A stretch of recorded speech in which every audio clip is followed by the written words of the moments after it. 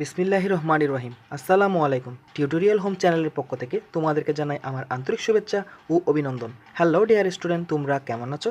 আশা করি অনেক ভালো আছো। আজকে আমি 2021 সালের এসএসসি পরীক্ষার্থীদের অষ্টম সপ্তাহের হিসাব বিজ্ঞান অ্যাসাইনমেন্ট নং 5 এর সম্পূর্ণ সমাধান করে দিব। আজকের অ্যাসাইনমেন্টের শিরোনাম হচ্ছে ব্যবসায়ী প্রতিষ্ঠানের পাকা বই হিসাবে খতিয়ান। ক নং প্রশ্নের সমাধান। খতিয়ানের ধারণা। প্রতিষ্ঠানে বিভিন্ন শ্রেণীর হিসাব যেমন সম্পদ, দায়, মালিকানা সত্ত্ব, আয়, ব্যয় ও লাভ ক্ষতির হিসাব সংরক্ষণ করা হয়। এসব হিসাবসমূহকে এক কথায় খতিয়ান বলা হয়। একটি চলমান ব্যবসায়িক প্রতিষ্ঠানে সম্পদ, দায় ও মালিকানা সত্ত্ব সম্পর্কিত হিসাবসমূহের সাধারণত প্রারম্ভিক ডেবিট ও ক্রেডিট জেড থাকে। নির্দিষ্ট সময়কালে সম্পন্ন লেনদেনসমূহের ফলাফল খতিয়ানে সংরক্ষিত হিসাবসমূহে যথাযথভাবে স্থানান্তর করা হয়। হিসাবকাল শেষে প্রতিটি হিসাবের জের নিরূপণ করা হয়। এই প্রক্রিয়ায় একটি ব্যবসায়িক প্রতিষ্ঠানের উক্ত সময়কালের আয়, ব্যয়, লাভ ও ক্ষতির পরিমাণ নিরূপণ করা হয় এবং একটি নির্দিষ্ট তারিখে তার সম্পদ, দায় ও মালিকানা সত্ত্বের পরিমাণ জানা যায়। বৈশিষ্ট্য: 1. প্রতিটি হিসাবের শিরোনাম প্রদান করা হয়। 2. খতিয়ান প্রস্তুতে টি চক বা চলমান জের চক অনুসরণ করা হয়। 3. প্রতিটি হিসাবের পৃথক পৃথক জের বা উদ্বৃত্ত নির্ণয় করা হয়। 4. খতিয়ান প্রস্তুতে জাবেদা সহায়ক বহিঃস্বরূপ কাজ করে। খতিয়ান লিপিবদ্ধের সময় জাবেদা পৃষ্ঠা নম্বর উল্লেখ করা হয়। 5. খতিয়ান হতে প্রাপ্ত হিসাবের উদ্বৃত্ত দ্বারা রয়ামিল প্রস্তুত করা হয় এবং হিসাব সংরক্ষণ কার্যক্রমের গাণিতিক শুদ্ধতা যাচাই করা যায়। খতিয়ানের গুরুত্ব: লেনদেনসমূহ সুশৃঙ্খলভাবে সাজিয়ে লিখে রাখা হয় বিধায় হিসাব তথ্য ব্যবহারকারীগণ সহজেই তাদের প্রয়োজনীয় তথ্য খতিয়ান হতে পেতে পারে। খতিয়ান হতে ব্যবসায়ের আয়, ব্যয়, সম্পদ, দায় ও মালিকানা সত্ত্বের পরিমাণ সম্পর্কে ধারণা লাভ করা সম্ভব। রেওয়ামিল প্রস্তুতের জন্য প্রয়োজনীয় উদ্বৃত্ত খতিয়ান হতে সংগ্রহ করা হয় এবং এর মাধ্যমে হিসাবের গাণিতিক শুদ্ধতা যাচাই করা হয়। খতিয়ানের গুরুত্ব ও উপকারিতা প্রকাশের জন্য একটি কথাই প্রচলিত আছে: খতিয়ান হিসাবের সকল বইয়ের রাজা। খ নং প্রশ্নের সমাধান। সহায়ক তথ্য অবলম্বনে নগদান, ক্রয়, বিক্রয় ও আসবাবপত্র হিসাব টি চকে প্রস্তুত করে জের বা উদ্বৃত্ত নির্ণয় করা হলো। অর্থাৎ এখানে 4টা গড় করতে হবে। নগদান হিসাব, ক্রয় হিসাব, বিক্রয় হিসাব ও আসবাবপত্র হিসাবের জন্য 4টা গড় করতে হবে। এই পেজে দেখো 2টা গড় আছে। 2টা গড় দেখো। টি চক নগদান হিসাবের একটা ঘর আছে, একটা ক্রয় হিসাবের একটা ঘর আছে। প্রথমে নগদান হিসাবের দিকে আসি। টি চক, ডেবিট, ক্রেডিট লিখে নিবা। এগুলা ঘরের মধ্যে যে হেডলাইনগুলো আছে, তারিখ, বিবরণ, জাবেদা পৃষ্ঠা, টাকা, তারিখ, বিবরণ, জাবেদা পৃষ্ঠা, টাকা, এগুলো লিখে নিবা। এরপরে 2020 সালের মের 8 তারিখের এন্ট্রি দেখো। বিক্রয় হিসাবের টাকা 20,000 টাকা। মের 18 তারিখের এন্ট্রি দেনাদার হিসাবের টাকা হচ্ছে 4,000 টাকা। 2020 মে 30 তারিখের এন্ট্রি পাওনাদার হিসাবের টাকা হচ্ছে 8,500 টাকা। এই দুইটা যোগ করলে 24,000 টাকা, যেটা দুই দিকে বসে যায় কারণ বড় টাকা দুই দিকে বসে। এরপরে এটার থেকে 24,000 টাকা থেকে 8,500 টাকা বিয়োগ করলে 15,500 টাকা, তার নামই হচ্ছে ব্যালেন্স সিডি। ব্যালেন্স সিডিটা মে মাসের 31 তারিখে, আবার সেটা পরবর্তী মাসে জুনের 1 তারিখ হয়ে ব্যালেন্স বিডি হয়ে যাবে। সেই টাকাটা 15,500 টাকা এই জায়গায় চলে আসলো। এটা হচ্ছে নগদান হিসাবের জের, ডেবিট দিকে 15,500 টাকা। ক্রয় হিসাবের দিকে আসি। মের 5 তারিখে পাওনাদার হিসাব 45,000 টাকা।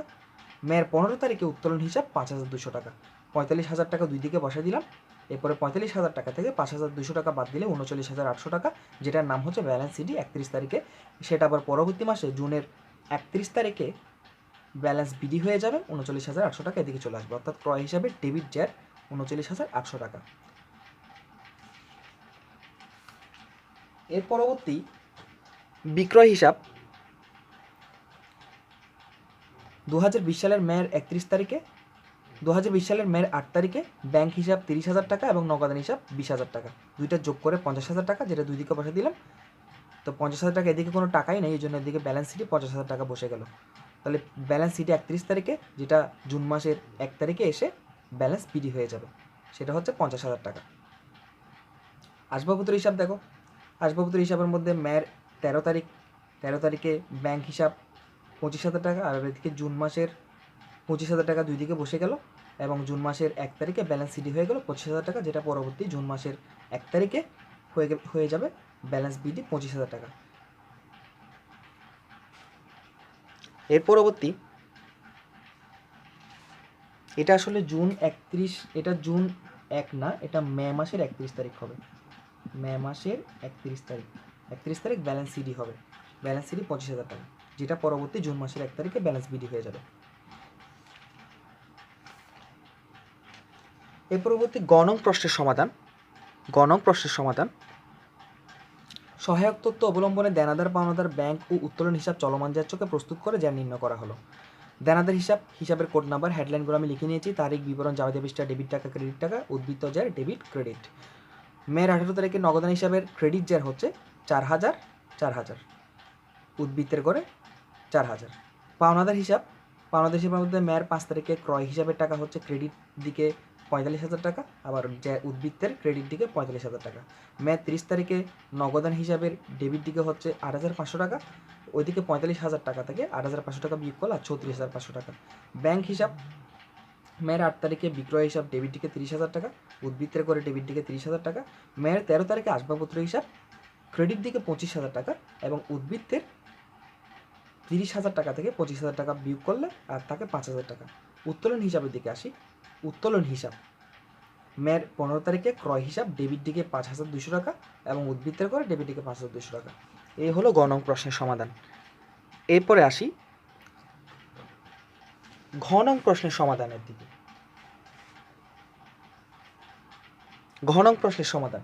নির্ণয়কৃত খতিয়ান উদ্বৃত্ত ধারা হিসাবের গাণিতিক শুদ্ধতা যাচাই করা হলো। রুবিয়াত ট্রেডার্সের রেয়ামিল 31 মে 2020। এখানে আমি ছক করে নিয়েছি একটা রেয়ামিলের একটা ছক, যেটার মধ্যে হেডলাইন লিখেছি ক্রমিক নং হিসাবে শিরোনাম, খতিয়ান পৃষ্ঠা, ডেবিট টাকা, ক্রেডিট টাকা। 1 নম্বর নগদান হিসাব ডেবিট দিকে 15,500 টাকা। 2 নং ক্রয় হিসাব ডেবিট দিকে 39,800 টাকা।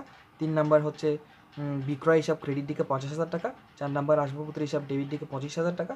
5 নং দেনাদার হিসাব ক্রেডিট দিকে 4,000 টাকা। 6 নং পাওনাদার হিসাব ক্রেডিট দিকে 34,500 টাকা। 7 নং ব্যাংক হিসাব ডেবিট দিকে 5,000 টাকা। 8 নং উত্তোলন হিসাব ডেবিট দিকে 5,200 টাকা। দুই দিকের যোগফলে কিন্তু 90,500। তো টোটাল ডেবিট আর ক্রেডিট সেট মিলে গেছে। তো আজকের অ্যাসাইনমেন্টটি এখানেই সমাপ্ত হলো। পরবর্তী অ্যাসাইনমেন্টগুলো সবগুলো পেতে আমার চ্যানেলটিকে সাবস্ক্রাইব করে পাশে থাকা বেল আইকনটি বাজিয়ে দিবে, যাতে করে আমি পরবর্তী অ্যাসাইনমেন্টগুলো আপলোড করার সাথে সাথে তোমার কাছে পৌঁছে যায়। আর যারা আমি অলরেডি তোমাদের অষ্টম সপ্তাহের ব্যবসা উদ্যোগ অ্যাসাইনমেন্ট আপলোড করে দিয়েছি, তোমরা ব্যবসা উদ্যোগ অ্যাসাইনমেন্টটা দেখে আসতে পারো। আসসালামু আলাইকুম ওয়া রাহমাতুল্লাহি ওয়া বারাকাতুহু।